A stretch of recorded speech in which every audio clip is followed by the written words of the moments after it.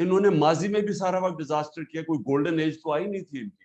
99 میں بھی یہ ڈیزاسٹر چھوڑ کے گئے تھے, 2018 میں بھی چھوڑ کے گئے تھے. تو یہ میں نے جب باجوہ کو کہا اور پھر یہ شوکت کو بھیجا اس کو بتانے کے لیے کہ ہمیں جب پتا چلا یہ سازش کر رہا ہے, تو ہم نے اس کو بتایا, میں نے بھی بتایا اس نے بھی, کہ اس وقت بڑی مشکلوں سے کموڈیٹی سپر سائیکل کے ہوتے ہوئے ہم بڑی ڈیلیکیٹلی اپنی اکانومی بیلنس کر رہے ہیں. ایک دفعہ اگر آپ نے اس کو ڈی سٹیبلائز کر دیا پولیٹیکلی, تو یہ ایک اکانومی یہ نہیں سنبھال سکے گی, کیونکہ انہوں نے ماضی میں بھی کبھی نہیں سنبھالی.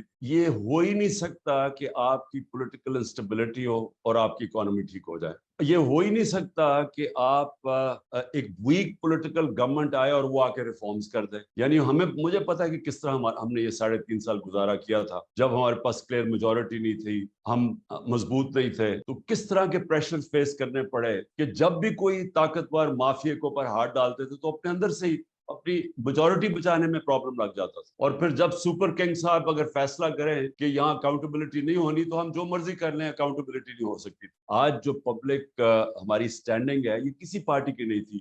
ویسٹ پاکستان, ہاں مجیب الرحمان کی پارٹی تھی 1970 میں ایسٹ پاکستان, لیکن ادھر کبھی پارٹی کی اس طرح کی پبلک بیکنگ نہیں جو آج اس کی. تو اس پبلک بیکنگ کا فائدہ اٹھاتے ہوئے ہم اگر الیکشنز کے اندر ایک کلیئر میجورٹی آتی, اس کے بیس کے اوپر لوگوں کو مینٹلی تیار کر کے پہلے کہ یہ آپ ایکسپیکٹ کریں کہ ہم نے بڑے مشکل وقت سے گزرنا ہے, ہم نے یہ کینسر پھیل رہی ہے جسم میں, اس کو کاٹنا ہے, تکلیف ہوگی, لیکن اس کے بعد آپ کا اچھا وقت آ جائے. جو میں اپنے لوگوں کو جانتا ہوں, آپ دیکھ لینا, یہ بڑی ریزیلینٹ قوم ہے, یہ کھڑی ہو جائے. پاکستان کے اندر ڈالرز کیسے لے کے آنے ہیں اوورسیز پاکستان سے, یہ ہے کہ جو ہمیں ریفارمز کرنی ہے گورننس کے اندر, وہ سب سے پہلے ہم ساری رکاوٹیں روکیں جو کہ ان کے راستے میں آتی. ایک سسٹم جو کرپٹ ہو چکا ہے, اس میں لوگ پیسے بنا رہے ہیں, وہ چینج آنے نہیں دیتے. ایف بی آر کے اندر ہم نے اتنی ٹیکنالوجی لانے کی کوشش کی, وہ جب وہ آنے لگتا تھا, وینڈر آتا تھا کوئی باہر سے کہ وہ سارے ہم آٹومیٹ کریں, ادھر سے اندر سے کوئی جا کے وہ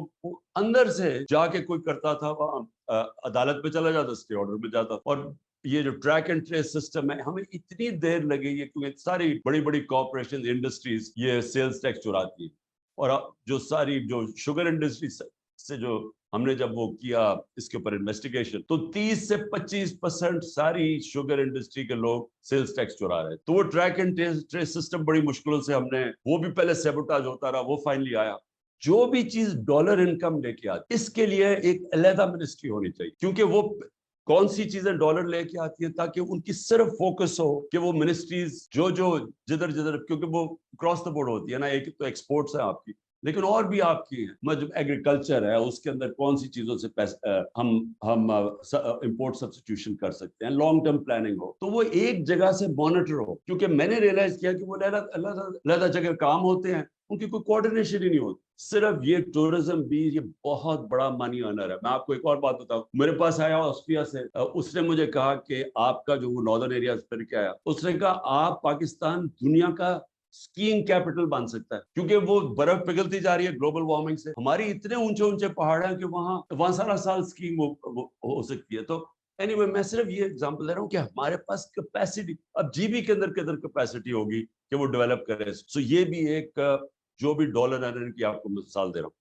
سیکنڈلی منرلز, اب منرلز بھی چلے گئے سارے صوبوں کے پاس, ان کے پاس بھی کیپیسٹی نہیں ہے. اب اتنی پوٹینشیل ہے منرلز کے اندر ڈیولپ کر, لیکن وہ بھی جب ایک تکڑی منسٹری فیڈرل لیول پہ ہوگی تو وہ ڈیولپ ہوگا. شیر بشک صوبوں کو چلا جائے, لیکن اس کی ڈیولپمنٹ کے اندر تو ایک پاورفل منسٹری بنے جو سارا وہ ڈیولپ کرے. میں صرف مثال دے رہا ہوں جو ڈالر ارن کر سکتے ہیں. جب آپ 3 آدمی بٹھا دیتے ہیں ایک آدمی کا کام کرنے کے لیے, تینوں نہیں کام کرتے, اور بلکہ رکاوٹ بن جاتے, راست چیزیں سلو ڈاؤن کر دیتے ہیں. تو یہ بھی کرائسس ایک گولڈن اپرچونٹی ہے کہ اس کو ڈاؤن سائزنگ کریں اپنی گورنمنٹ کو. اور اس کے علاوہ بھی ہمارے پاس کیپیسٹی بھی نہیں ہے. یہ جو بلین سونامی کا آئیڈیا کیا اور اس کے بعد انوائرمنٹل پہلی دفعہ پروگرامز بنائے, تو یہ تو کسی کے ریڈار پہ بھی نہیں ہے. یہ تو کوئی سوچتا ہی نہیں ہے اس چیز کے اوپر, کیونکہ پاکستان کی جو ونربلٹی آگے وہ بڑھتی جائے گی. اور پھر ڈیمز کا سوچے, 50 سال کے بعد ڈیمز بنا رہے ہیں. ہاں, یہ پہلی دفعہ ہماری گورنمنٹ میں شروع ہوئی ہے ڈیمز بنانے.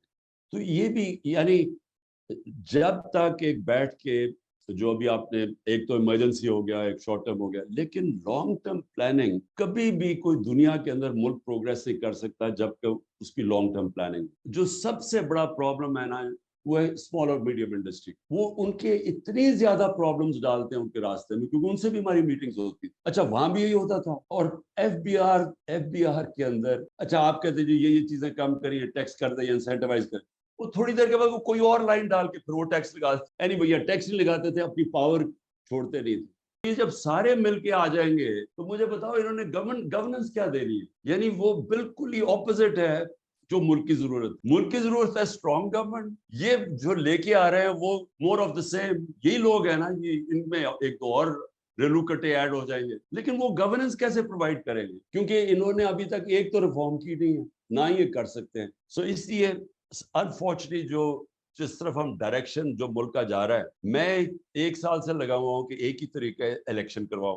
اب کہہ رہے ہیں کہ اکتوبر میں بھی شاید الیکشن نہ ہو, اگلے مارچ پہ چلا جائے. وہ کیوں چلا جائے؟ کیونکہ جب تک پی ٹی آئی کرش نہیں ہو جاتی انہوں نے الیکشن نہیں کروانا. اب مجھے یہ بتاؤ کہ جن کی سوچ یہ ہے وہ پاکستان کو تو نہیں سوچ رہے. ہیلتھ کارڈ بہت امپورٹنٹ ہے, کیونکہ یہ ہیلتھ کارڈ کی صرف یہی نہیں ہے کہ یہ غریب آدمی کا سب سے, جب بیچارہ بیمار ہوتا ہے, عام آدمی, غریب کیا, اب تو مڈل کلاس کا بھی یہی حالات ہے, جب وہ سب سے تکلیف میں ہوتا ہے اس کے پاس ہیلتھ انشورنس ہو, وہ اس سے بہتر نعمت آپ نے کسی کو, آپ عام آدمی کو دے سکتے ہیں. لیکن اس کے علاوہ پہلی دفعہ پرائیویٹ سیکٹر کے ہاسپٹل دیہاتی علاقوں میں جا رہے ہیں. پہلی دفعہ کیٹریکٹ کے آپریشن کرنے کے لیے ڈاکٹرز نے اپنی چھوٹی چھوٹی کلینکس کھولی تھی دیہاتوں کے اندر, ہیلتھ کارڈ کی وجہ سے. سبسڈائز تب کریں جب اس کا رزلٹ نظر آئے کہ ہاں ایکسپورٹ سے آپ کی انکریز ہوئی ہے, تو تب سبسڈی دیں.